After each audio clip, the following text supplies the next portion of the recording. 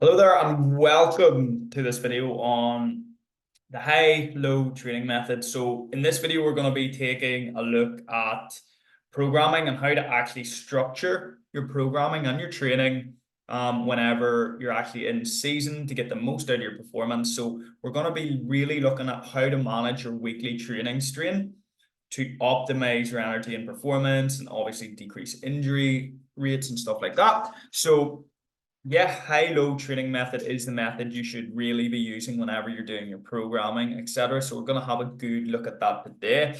So high-low training method. So what essentially the high-low training method is where you would never do a back-to-back high training load day. So for example, I've put down a training program below and a weekly schedule. So how it will look, the red markers are the high strain days. So that's where you're doing the higher workload, the higher volume, the higher stress work. And then the green ones are going to be the lower stress days. Okay. And as you can see below, this is roughly how my training week would look at the moment. So we have Mondays would be lower strength and power. We have Tuesdays, which will be team training. Wednesdays will be speed and uppers. Thursdays will be team training again.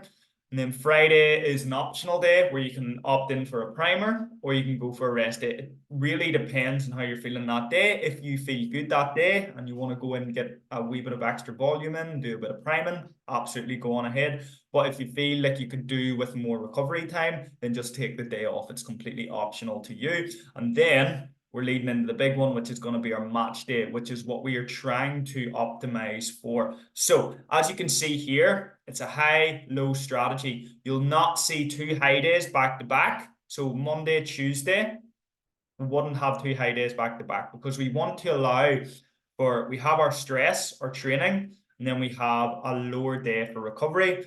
Then we're back up with higher stress, low again, and then obviously we're going to have our game day on the Saturday, so we don't want to be adding any too much high stress in here, okay? Because we want to optimize our energy levels and the amount we can recover so that we can go into this game day and perform. So this is what a single game week would look like whenever it comes to me programming for my athletes. But what happens whenever we go into the likes of a double game week? I'm going to show you what that look like right now.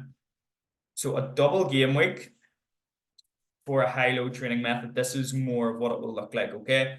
Because we have a game day, naturally the game days will fall on the Tuesday, sometimes the Wednesdays. So what will happen is instead of doing another high day on the Monday, we'll do a really low day because we'll have had a match on the Saturday, probably.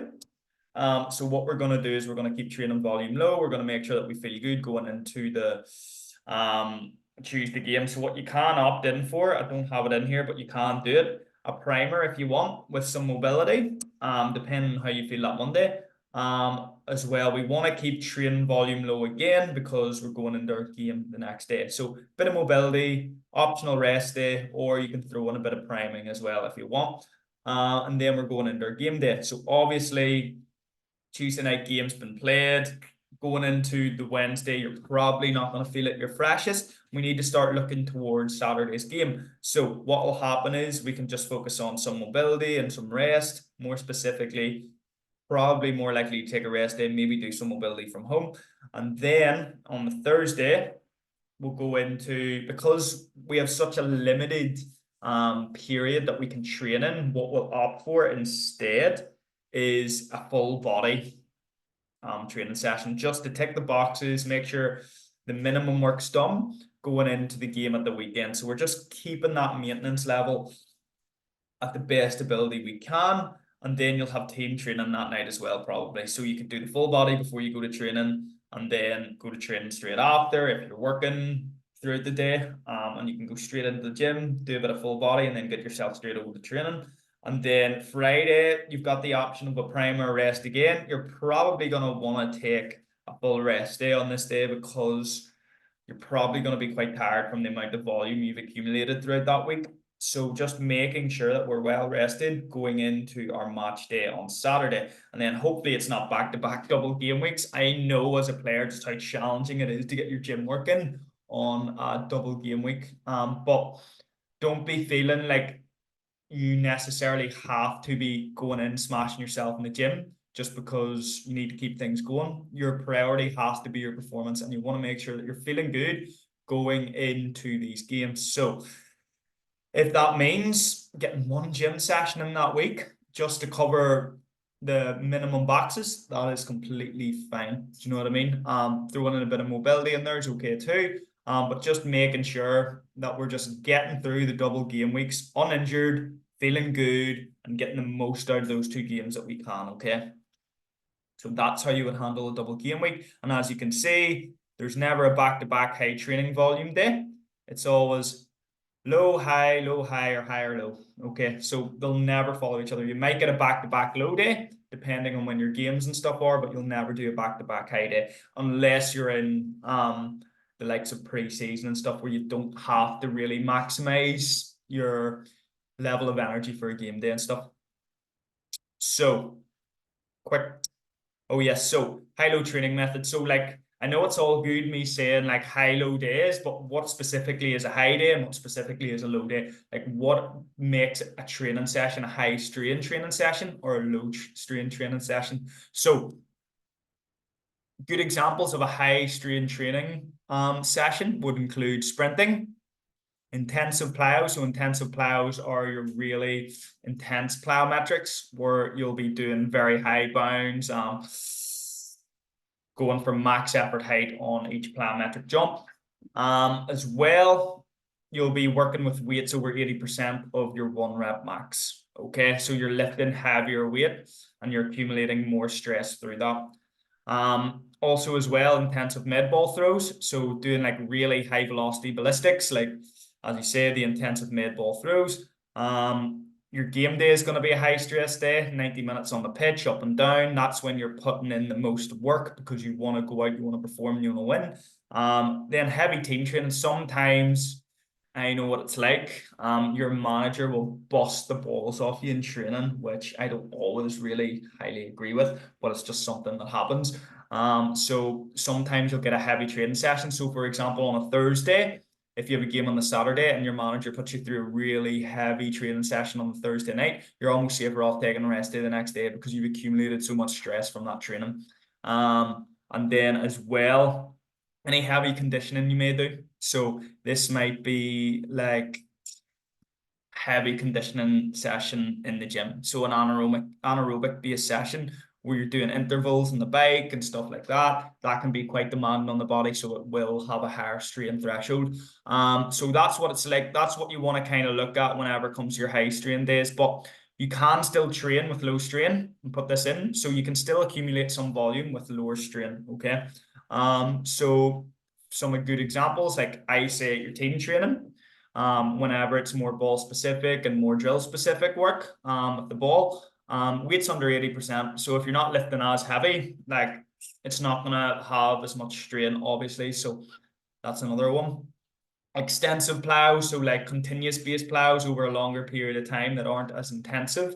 So intensive plows are like 10 seconds of high burst max effort, and intensive or extensive plows are just continuous, focusing on rhythm and coordination. Mobility is another one as well. So mobility is still a form of training.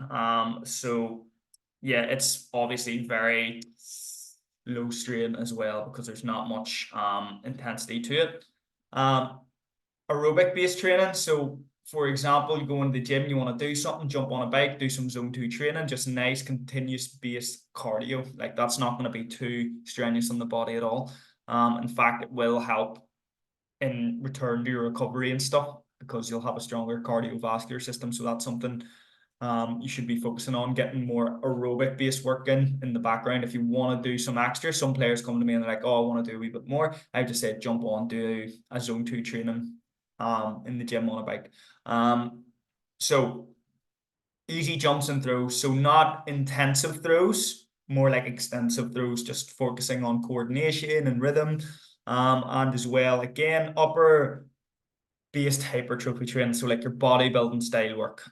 So for example, like your curls, your presses, your pulls, like they're not going to be too taxing on the body. It depends how heavy you go with them. But like if it's in a hypertrophy range, it won't be over that like 80% of your 1RM anyway. So it's going to be more hypertrophy based training. So these are the best examples I can give for high strain, low strain. So if you are doing sessions that are specific to one of these groups, then you can kind of manage your training around that. And that's how you're going to really get the best out of your training week. So you can split these up well. So you have good intensive days where you accumulate a lot of stress that's going to help with adaptation, and then the following day you can have your rest day, which is going to help actually you recover from that stress and build that adaptation.